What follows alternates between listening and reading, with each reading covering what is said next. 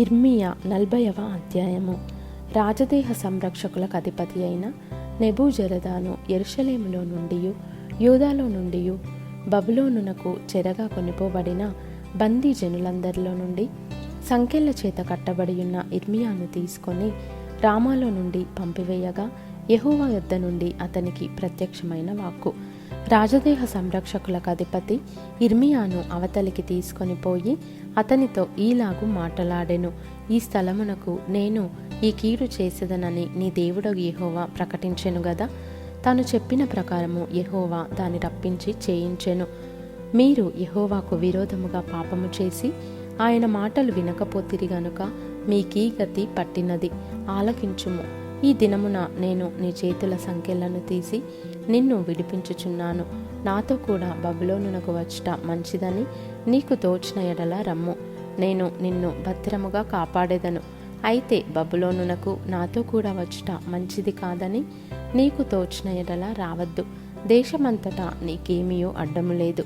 ఎక్కడికి వెళ్ళుట నీ దృష్టికి అనుకూలమో, ఎక్కడికి వెళ్ళుట మంచిదని నీకు తోచునో అక్కడికి వెళ్ళుము.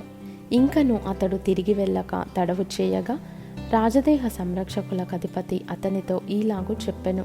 బబులోను రాజు షాఫాను కుమారుడైన అహీకాము కుమారుడగు గెదల్యాను యూదా పట్టణముల మీద నియమించి ఉన్నాడు. అతని యొద్దకు వెళ్ళుము. అతని యొద్ద నివసించి ప్రజల మధ్యను కాపురముండుము.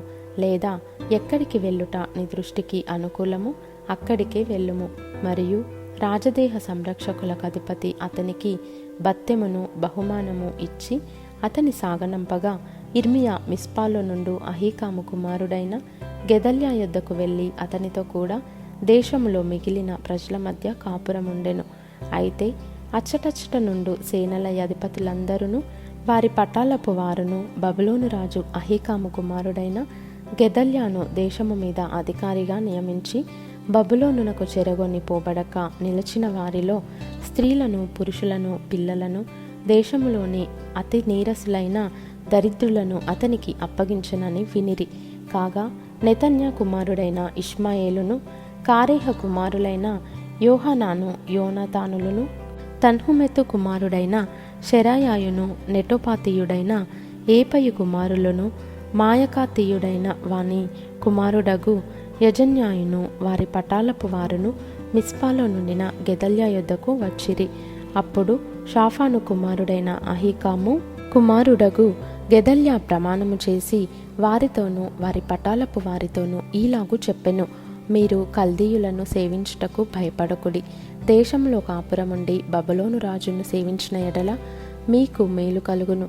నేనైతేనో నా యొద్దకు వచ్చి కల్దీయుల ఎదుట నిలుచుటకై మిస్పాలో కాపురముందును గాని మీరు ద్రాక్షారసమును వేసవికాల ఫలములను తైలమును సమకూర్చుకొని మీ పాత్రలలో వాటిని పోసుకొని మీరు స్వాధీనపరచుకొనిన పట్టణములలో కాపురముండుడి.